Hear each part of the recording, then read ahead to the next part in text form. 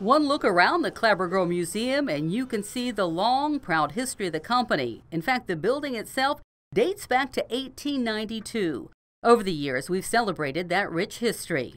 We're absolutely here because of the people that were here before us, and being able to celebrate that is great. Francis and Herman Holman formed Holman & Company, but it was not until 49 years later the company started manufacturing baking powder. Clabber Girl really became big once Tony Holman Jr. started a nationwide sales campaign in 1930 to promote the product, delivering it to various parts of the country.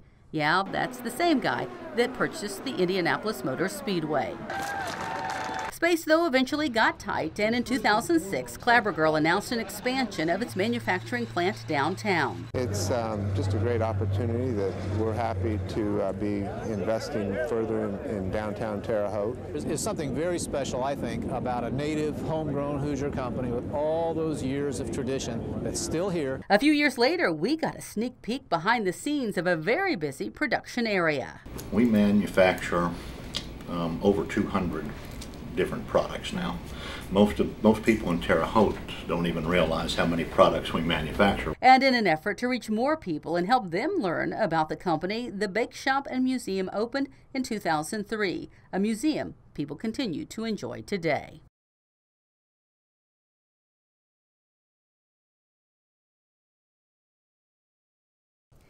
It's really cold outside right now, but even in more normal winter weather, your skin can become dry. If your skin becomes too dry, you are at more increased risk of developing bacterial and fungal infections of the skin. That's why it's important to moisturize. We want to use moisturizing cream because it helps promote a barrier from germs, irritants, and allergens that could potentially get inside our bodies and cause infection. Moisturizing your skin also reduces water loss, promotes hydration, and just makes it look better.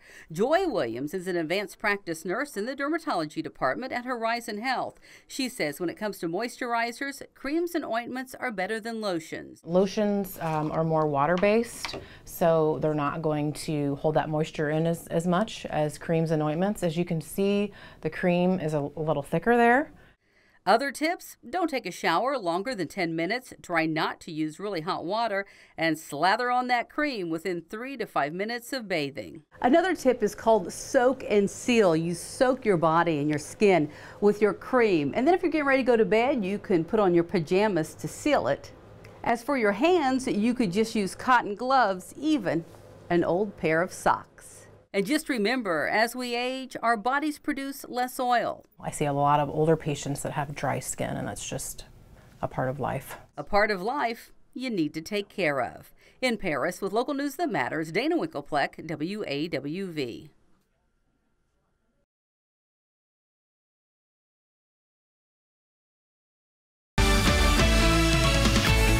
Local news that matters. This is WTWO News Today.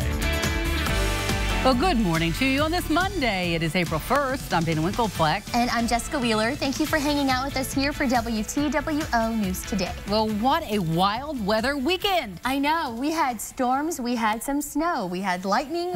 We had everything. Is it going to calm down? It is going to calm down, at least the beginning of the week. Things looking nice. Pretty calm, just some clouds. But temps are going to warm up, especially this weekend. We are going to hit 70 on Sunday. You're going to like that. Oh, I sure am.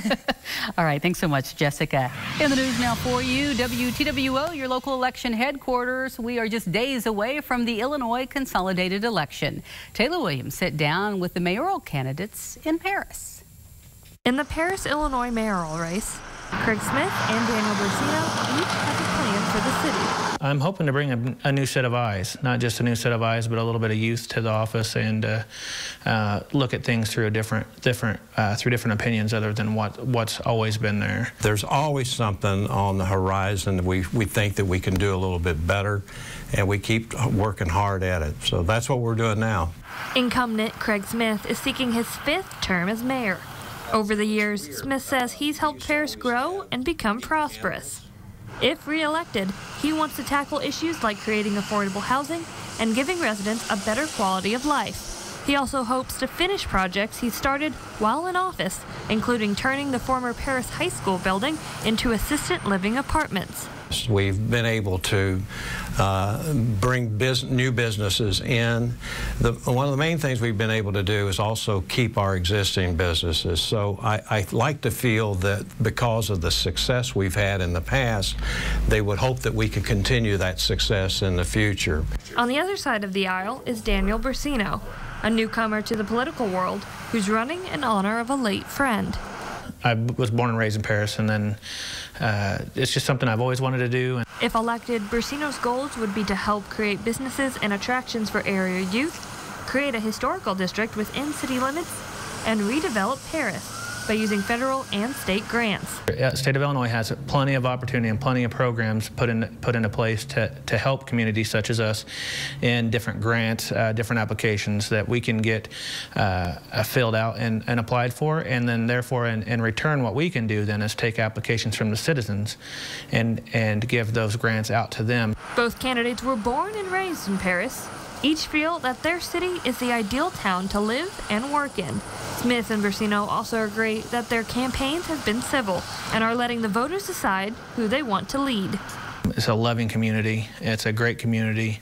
I couldn't think of any other place in the world where I'd want to live other than here. So we've had a lot of success. We're going to build on that success, and we hope that we can continue to build on it, and that's why we're asking for your vote again. And if Craig Smith wins his 5th term, he says it will be his last. As for Daniel, he says if he does not win, he's going to run again. Meanwhile, the Indiana primary is set for May 6th. The mayoral candidates forum going to take place tomorrow from 7 to 9 p.m. at the Vigo County Public Library. All candidates running for mayor of Terre Haute expected to be there. Then the following Tuesday, April 9th, you can hear from candidates running for Terre Haute City Council. That, too, going to take place at the Public Library from 7 until 9. Well, get ready. It is road construction season. A resurfacing project on US 41 is expected to get underway today. The Indiana Department of Transportation says the project includes patching and resurfacing of 41 from I-70 through Terre Haute to State Road 63 up at the north end. The project scheduled to be completed at the end of June. And construction on a well-traveled bridge will continue in Clinton. The bridge located on State Road 163. It's one of many receiving updates as part of the Next Level Roads program. The bridge will be down to 1 lane. NDOT plans to widen that bridge and replace the deck. Work should be completed there by November. And some other news now for you. Holocaust survivor turned human rights advocate Eva Kor going to have a special presentation later today. Kor going to share her story of forgiveness at Rose-Hulman. It is part of the Diversity and Inclusion series. The event taking place from 11 to 12:30 at Hatfield Hall. It is free and open to the public. Kor is the founder, of course, of the Candles Holocaust Museum in Terre Haute and speaks around the world. While also taking place today, Horizon Health offering a free CPR AED class. The class is from 8 to 1 Central Time in the conference room there, Conference Room D, at Paris Community Hospital. The class is for the community and teaches basic CPR and how to use an AED. Participants will get a certificate for completing the course, but an official CPR AED card from the American Heart Association can cost you $20 if you want one of those. Well, the Vigo County Health Department wants you to help reduce the risk of West Nile virus by getting rid of those old tires. The health department says tires prime breeding grounds for mosquitoes that carry West Nile. 30 pools of West Nile found in Vigo County last year. Of course, West Nile can be deadly. You can donate old tires at the health department's Vector Control beginning today through May 8th. Those donations can be made Monday through Friday from 8:30 a.m. until 3:30 p.m., but by appointment only. No more than 10 tires can be donated at a time. To make an appointment, call Vector Control, that number 812-234-9181. Well, legislation will expand resources for students with dyslexia. It will require dyslexia screenings and access to specialists here in Indiana. Those specialists will be trained to help students with a language-based learning disability. The law requires all school corporations and charter schools to have a trained reading specialist. The state rep who sponsored this bill says that the earlier dyslexia is discovered, the earlier a student can get help. Also to come this morning, a star from a galaxy far, far away decides to try his hand at a horror movie. We'll tell you about this one and Jessica. Well, a nice week ahead. In fact, temps going to warm on up, looking nice and dry in the valley as we are taking a look at the last 6 hours on our satellite radar. Our area looking nice and clear. There is some precipitation to the northwest with some snowflakes. However, it is going to warm up in the valley, so things looking nice in our area. More info coming right up after the break.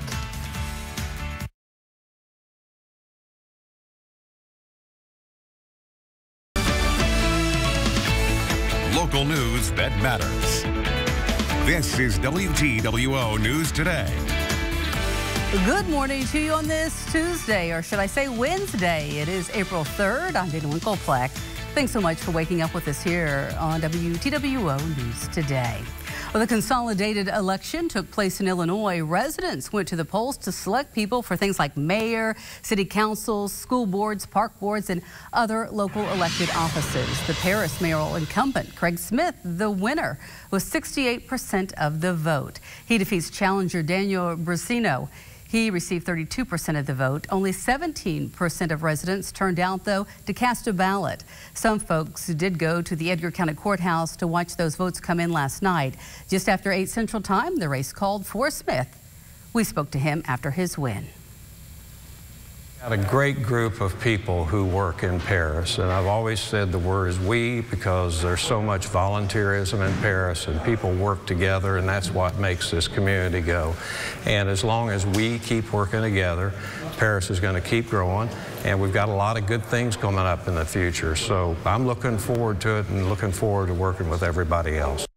Well, he also mentioned he's excited to serve his 5th term. He plans to continue to improve the quality of life there for Paris residents. His next goal is to turn the old Paris High School into an assisted living home. Meanwhile, in Chicago, history made. The city elected its first black female mayor. Lori Lightfoot won a historic election over an opponent, Tony Preckwinkle. Lightfoot won with 73% of the votes. She's an ex-federal prosecutor, also the city's first openly gay mayor. As for voters, many say they were looking for a change. Did you think you would see this day? No, never did. I'm 77 years old, and I never thought I'd see it, but I'm seeing it today. And that seat being vacated by current Chicago Mayor Rahm Emanuel. Meanwhile, in about a month, the Indiana primary going to take place. Terre Haute residents heard from all 5 candidates running for mayor. A forum took place at the Vigo County Public Library. Karim Nasser, David Conder, and Robert Hamilton running on the Democratic ticket. Current Mayor Duke Bennett is a Republican, and former city engineer Pat Goodwin running as an independent. Topics ranged from the building of a new Vigo County jail to cleaning up Terre Haute and also getting rid of dilapidated houses. The primary election, by the way, set for May 7th. And when those polls do open on primary election day, poll workers might be making more money. Vigo County commissioners approved that idea. Poll workers have not seen a pay increase since 2000. The county clerk's office worries the pay has kept some people from wanting to work during elections. Before, poll inspectors worked 12 to 14-hour shifts for $140 a day. Now they're going to earn $175. And poll judges made $110. They'll now make $150. The chief deputy clerk hopes this will encourage people to work on election day. A lot of people will call before election day and say that something's come up, they can't complete their duties as we have described them for them. In order to get people that really want to do the job, are interested and want to do it right, you have to pay people.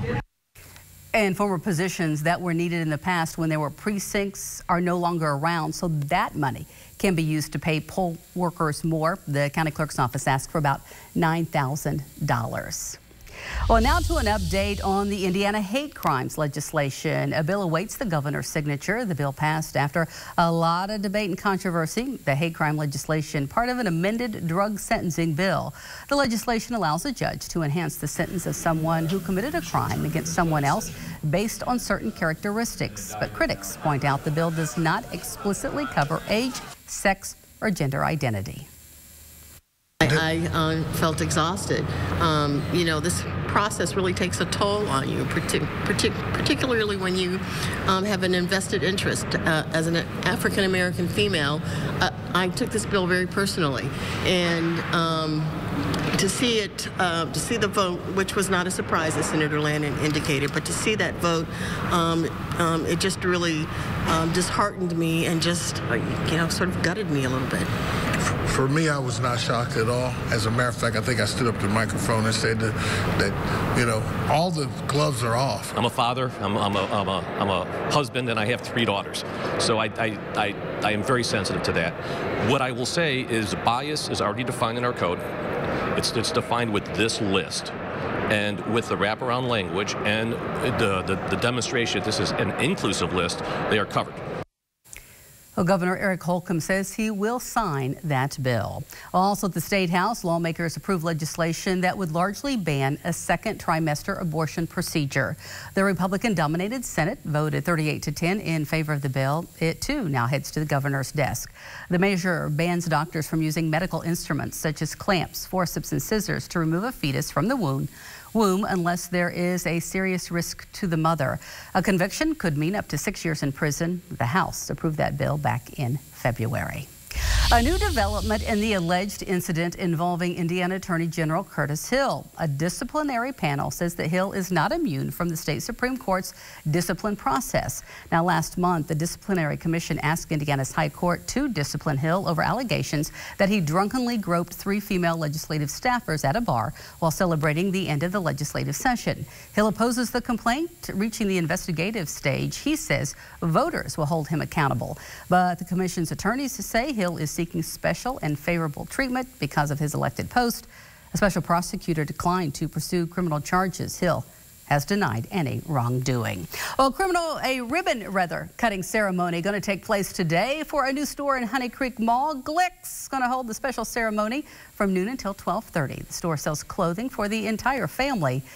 The store currently has locations in Vincennes and Jasper here in Indiana, and Robinson, Olney, and Effingham, among other places in Illinois. Also taking place today, 100 Women Who Care Clay County hopes to help those with past drug and alcohol addiction and people who've been in prison. So tonight, the lady's going to donate $6,100 to Inside Out Recovery. It's a transitional housing facility for people who've completed a drug or rehab program or been in prison.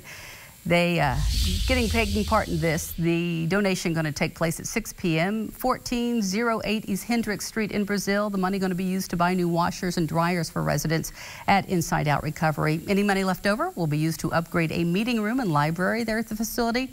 Also going to provide funding for the Authentic Manhood program. It's taught there at the facility and at the Putnamville Prison. Well, as we do go to break today, here are some more election results from Paris and Clark County. If you would like to view all the results from the Illinois Consolidated Election, we've made it easy for you. Just go to our website, mywabashvalley.com.